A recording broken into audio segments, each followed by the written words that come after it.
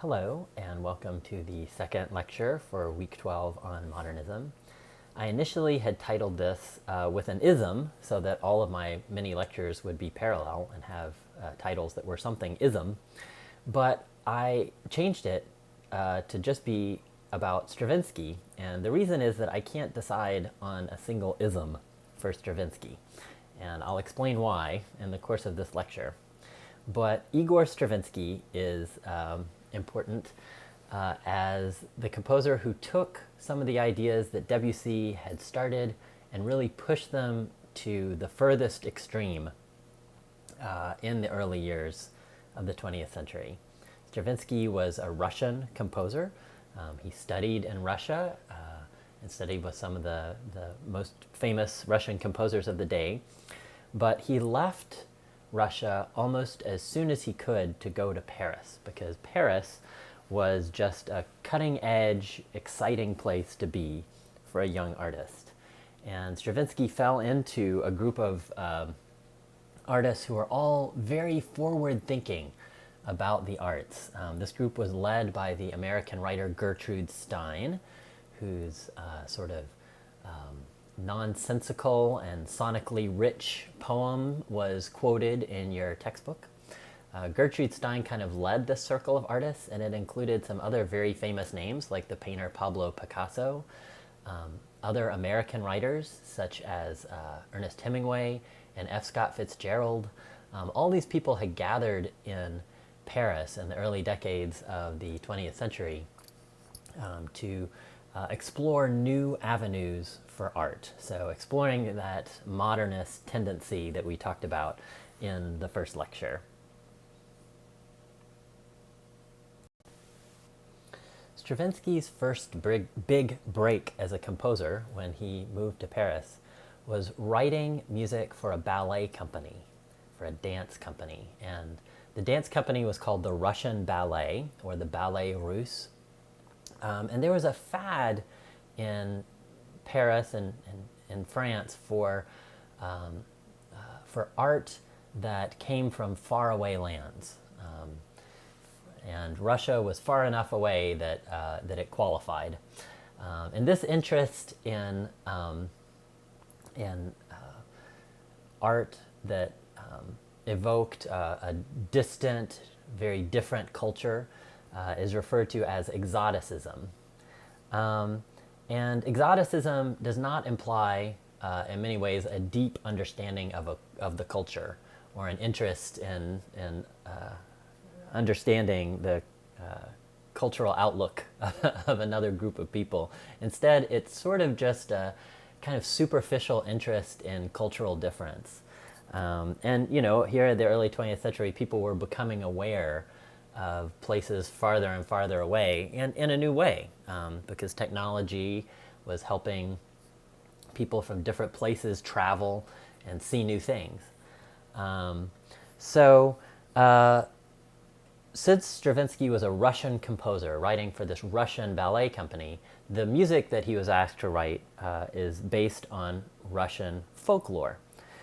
So he wrote 3 of these ballet scores. The first 2 are based on Russian folk stories. One is called The Firebird. The second one is based on this special kind of puppet theater that was popular not just in Russia but all across Europe at fairs and carnivals. That ballet is called Petrushka, after kind of the main character of this puppet theater. And we'll talk about that more in the next lecture, because that main character's name in French is Pierrot. That actually is the title of another piece that you're going to listen to this week. But back to Stravinsky.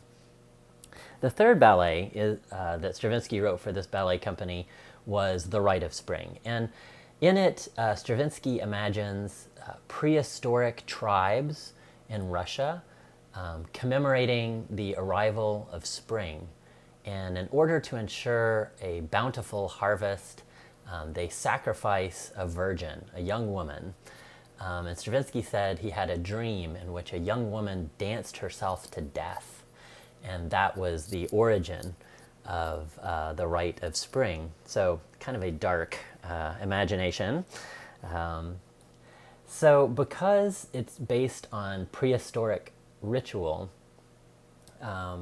or that's the generating idea of the rite of spring, this piece is often classed as a primitivist piece. And primitivism, in many ways, is kind of an outgrowth of exoticism.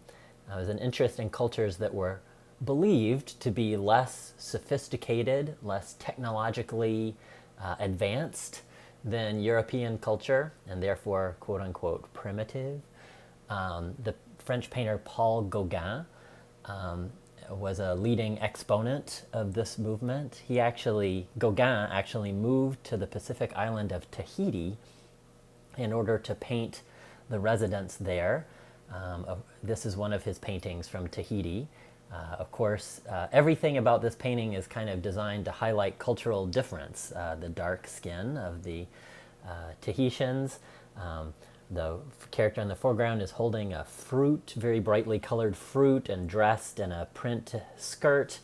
There are characters in the background. Looks like they might be dancing or observing some sort of a ritual. In addition to all those things, Gauguin paints with unrealistic colors, kind of flat colors that are more reminiscent of medieval European painting than more recent art in Europe. So all of these, this idea of accessing less technologically sophisticated culture came under the heading of primitivism. And you could tell that this is a culturally problematic idea, and is now quite dated to look at other cultures in this way. But in turn of the century France, it was an important movement. While the dramatic idea of the rite of spring does, in many ways, align with that idea of primitivism, when I look at the music of this ballet, I find a couple of other modernist movements in painting more analogous to what I see Stravinsky doing in the score. And one of them is the artistic idea of cubism. And the painter most associated with this movement is Pablo Picasso. And we know that Stravinsky and Picasso hung out. In fact, they were fairly close friends. Stravinsky drew several portraits of Stravinsky. And what Picasso was doing around the same time was this movement. He was creating this movement that became known as Cubism, because what he did was take the surface of the picture and fracture it into lots of little geometric shapes. In this painting, the young women of Avignon, or Les Demoiselles d'Avignon, depicts 5 nude females. This is a giant canvas. You can see it at the Museum of Modern Art in New York City. But instead of depicting these models in sort of the traditional way, Picasso instead takes the canvas and fractures it into these geometric shapes so that the canvas looks very angular. And in some cases, and the 2 figures at right and also the one at left, he takes their faces and distorts them almost into masks. And Picasso was interested in African masks. That may be another example of primitivism. But here, the transformation of the face into these sort of mask-like images, I think, is designed to be shocking and frightening. And so there's something about this painting that is highly unsettling. And I think that that idea of fracturing is an important part of the artistic style here that creates that impression.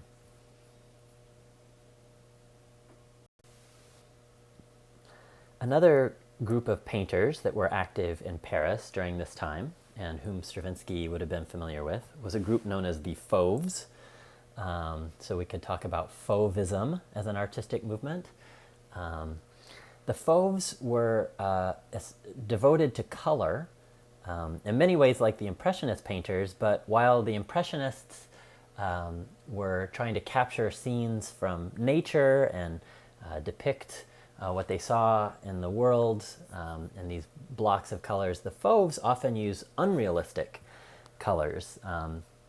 They often balance colors and shapes in ways that they felt created pleasing designs, but were not actually true to life. And one of the leaders of this movement was Henri Matisse, and you could see here that this is an image that seems realistic in some ways. You could see it's a woman in a fancy hat and rather formal dress, but in other ways seems unrealistic. The colors, they're just sort of these blocks of color. Again, importance of tone, color, and timbre is definitely an aspect of Stravinsky's work, but also these ideas, the idea again of sort of blocks. We'll see in The Rite of Spring how Stravinsky is manipulating blocks of sound in some interesting ways. This brings us to the music for The Rite of Spring. The first thing I'll point out is that, like Debussy, Stravinsky really makes timbre and tone color one of the most important elements of this piece. So he writes for an enormous orchestra, where in the woodwind section you have not only the regular flutes, you also have the piccolo, and you have the alto flute, which we have not heard before, but it looks like a regular flute, but it's bigger and it plays lower. There's some great shots of it in the video that you're going to watch. In the clarinet section, there are not one but two bass clarinets, and also the little piccolo E-flat clarinet that we last heard in Symphonie Fantastique. There's some good shots of the E-flat clarinet as well. To complement these larger woodwind sections, he makes the brass section much bigger. You'll notice how many French horns there are. He writes for not just the trumpets, but also a bass trumpet, what Stravinsky called the bass trumpet, which is, that part is often performed now on the flugelhorn, a larger trumpet that's also lower pitched. He uses mutes in the brass instrument. These are conical objects that you insert into the bell of the instrument to make it sound different. There's a good shot in the final dance of the trombones playing with mutes, and you'll hear how that affects their characteristic sound. Stravinsky writes for lots of percussion. He's just trying to maximize the tone color resources that are available in this piece.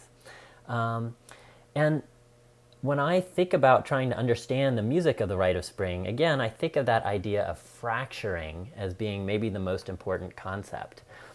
So when I think about fracturing the musical texture, what Stravinsky does with this giant orchestra is he often groups instruments together in different groups that are changing all the time throughout the piece.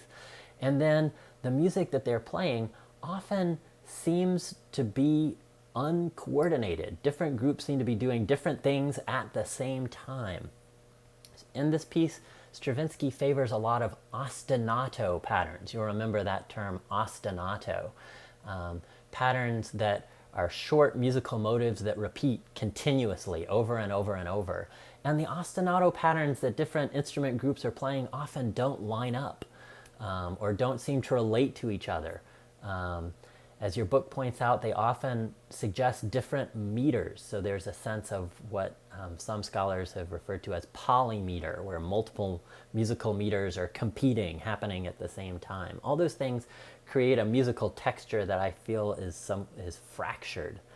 When I think about the fracturing of form, often what happens in The Rite of Spring is that these ostinato patterns build up, and they build up. There are more and more of them. It gets very loud, and then all of a sudden, with no warning, it stops.